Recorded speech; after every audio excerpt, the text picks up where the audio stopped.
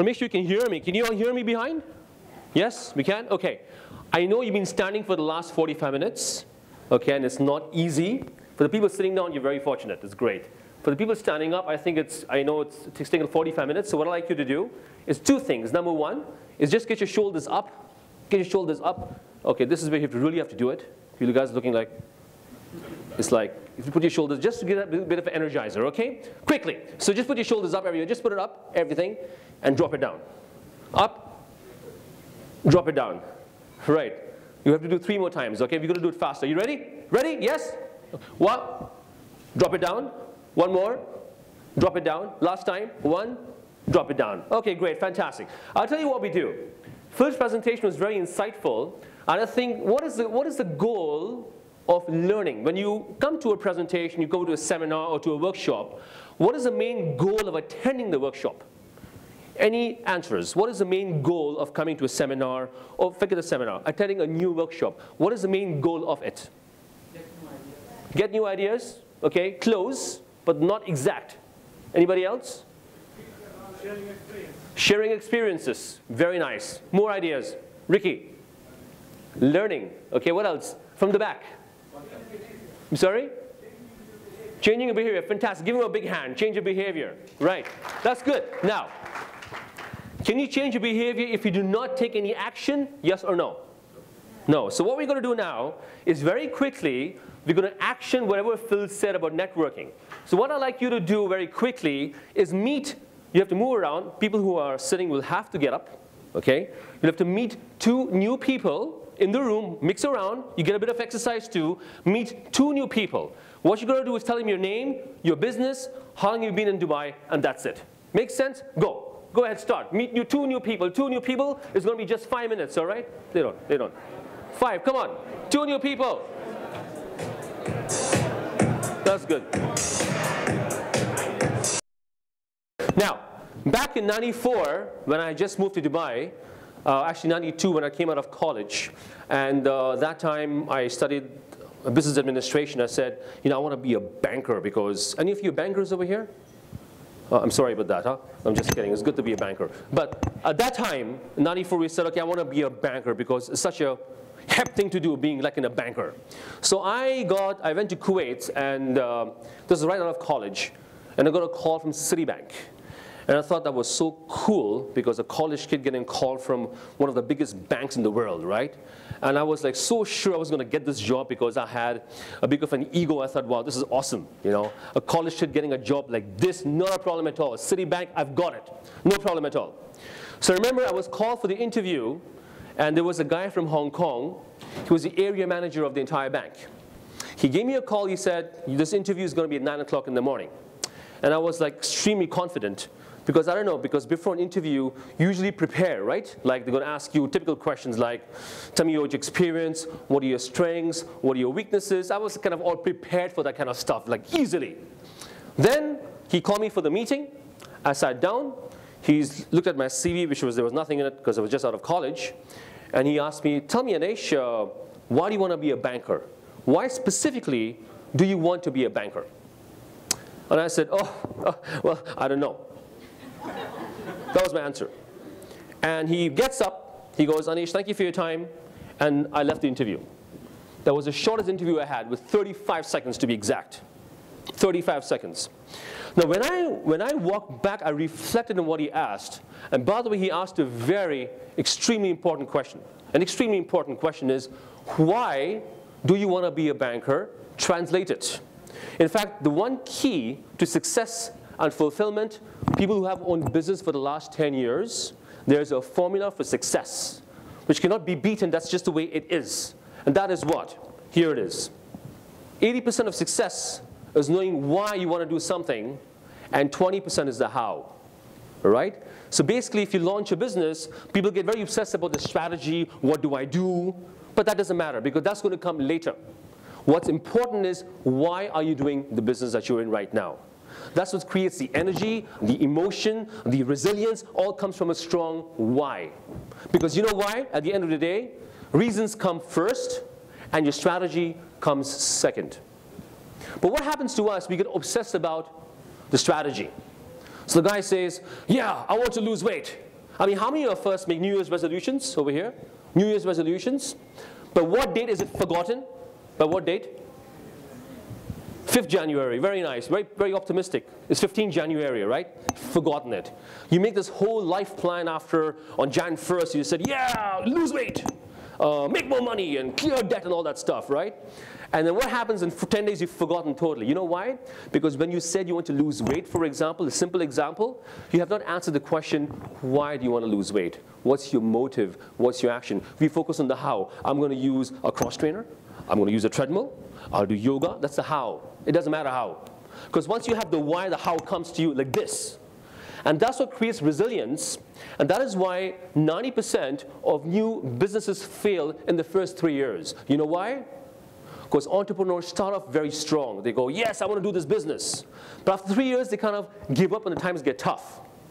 And people who sail through for 10 years and more, I can guarantee you they have a very, very strong why of getting the results done. That is the key to fulfillment, is having a strong why. Strategy comes second. Let me share with you a live example then. So when I had my Citibank interview, I didn't get the job, of course, then I worked for 15 years in a bank. I worked at ABN AMRO, and I worked at Deutsche Bank. But the thing is, after a while, I just hated what I did. Have you been through a job or situation where you just hated what you did? Yes, anybody? Yes?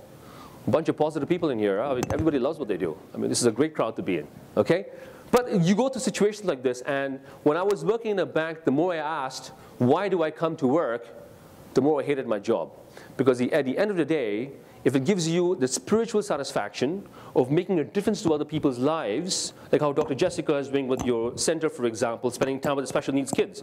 If you have a strong why, you feel more passion for what you do, and the how just comes to you. So I said to myself, if my issue was not loving what I did, what is it I really want to do? What is the real why? And my real why was to develop people professionally through leadership training programs where I can take the people at a whole new level. That was my main passion. So I resigned from banking after 15 years, and we bought a training franchise to conduct leadership development programs for corporates and clients. Okay? It went beautifully for the first 1 or 2 years. So share with you very quickly. So for example, we trained the clients like the Abu Dhabi government, for example, as part of a leadership training program. We trained the Maktoum Foundation as part of a 1-year program. And we trained a lot of clients, all around this region. But after a while, there was a problem, right? Because in 2010, how many of you got impacted by the recession in this business, right? So did I. So did I. We all did.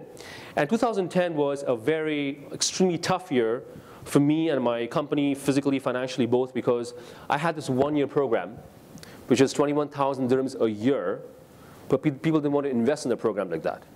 And that's the only thing I had in the franchise, to actually sell to my clients and make a difference. But I did not know how to do it, because 6 months for us was a real struggle, and there was no income coming in, and my property investments kind of dried up. We kind of used all the money there. It was quite a struggle. It was a very tough phase. But then I realized if you go through adversity, that's when you get creativity, because adversity becomes your best friend. So we said, why don't we do this? Amidst all that struggle, we said, why don't we change the approach of what we're doing? Why are we just doing this? A franchise, basically, it's you have the content and you deliver it. But what if you create something new totally? So because of the adversity and the struggle, I said, I've got to create something of my own. The key word is what? Create. Create. That's what the whole key word is. So my business partners and I, we got together, and what we did was we launched a TV show on Z Television. What we did was, we went to all the entrepreneurs. The show was called Top Guns. We went on national television. I had zero experience of being on television. Zero experience. But I had the why. My why was to make an impact, make a difference, and show the world how to become millionaires. Right? So we interviewed all the 12 most successful Indian entrepreneurs in the UAE on national television. So some of the people we interviewed here, for example, were the founder of Landmark Group, Mickey Jagtiani, who's worth only a measly like $3 billion. Not a big deal, it's $3 billion. And you have Rajiv Kakkar of Dunia, Unilever chairman, Petrochem founder, it's a $1 billion company. All these guys, billionaires and millionaires, all of them. Josh Maltz, Danube, Rizwan Sarjan, CEO of Nabuda, New Medical Center, B.R. Shetty. What do you think all these entrepreneurs had in common? What was the secret to their success? Any ideas? Yes? They're passionate about what they do. They have a cause which is bigger than them. Bigger than them. In fact, this guy, I'll explain to you, this guy, Yogesh Mehta, now his company, his sales are $1 billion. Okay? In '95, he was flat broke. Totally, he had nothing going for him. He came from India, he said, I want to come to Dubai. But the thing is, they were so flat bankrupt, he had a 7-year-old son called Rohan, and he couldn't pay for his son's education. He sold his wife's, Falguni, his wife's name, he sold her jewelry in the gold souk just to pay for his education. It came to that low. Then I asked him, what was the turnaround point for you? How come you worth $1 billion today? He said, because all I did was to have a strong why. Because I was very passionate about that, and how it just came to me. That's the why that creates incredible momentum in your life.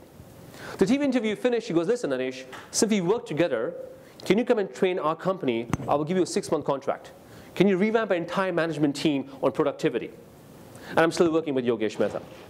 So I'm saying to you, in the adversity, you get very creative, and that's what creates momentum in your life. And adversity, I think, is your best friend. I think we were just talking earlier to Latif and Dr. Jessica about how people have this vision where you think you're always successful, but actually you're not. We're always kind of failing downwards. We're getting success downwards. We achieve, we fail, we achieve, we fail, but the line goes this way. It's never a straight line. Would you agree? It's never a straight line. We always struggle and we go up and down. That's how you get creative. Adversity creates creativity. That's what leads to it. Okay? Now, last thing. We covered that. So yeah, then Yogesh said, can we do a productivity system for my company? It's $1 billion company, and we helped them with that. Now, I was comparing to 2010 where we were struggling and nothing was working. I said, let me try a new idea. It led to more ideas. And because of that, because of the experience by working with this company, I then was working on my own audio CD called the Rapid Productivity System. So the key over here is to create something of your own. That's the key, is to create something of your own.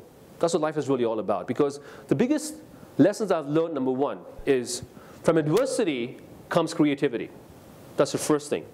Adversity makes creativity. The second lesson I've learned in life is creativity comes from a strong what?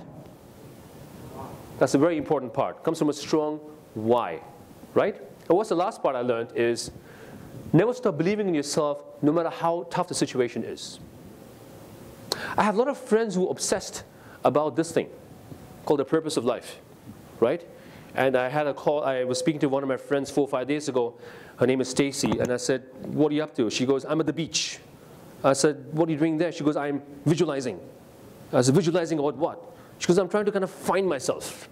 I said, that's been going on for the last 15 years, isn't it? She goes, I'm still trying to find myself. I haven't found myself yet. And that's like a struggle. It's very tough to find yourself. But I'm saying to you, you don't need to find yourself. Because at the end of the day, the purpose of life is not to find yourself. It's to create yourself. Because when you create yourself and you throw yourself into a bigger cause, your purpose is going to find you. Your purpose is going to find you. Thank you all very much. Quick presentation for you. Thank you.